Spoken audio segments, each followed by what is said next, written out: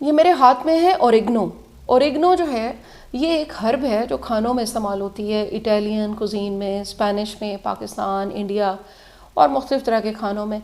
इसके health benefits बहुत ज़्यादा हैं। ये बहुत एक्सपेंसिव मुझे मिली है थोड़ी सी बॉटल।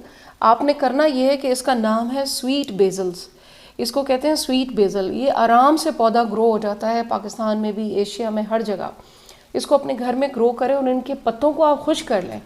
खांसी में और पेट के मसाइल और हाजमे के जिसको मसले हैं वो ये आप अपने रायते पे, अपने खाने में, अपने इवन जूसेस पे डाल के वो खुश्क पत्ते ड्राई करके स्टोर करके रखें।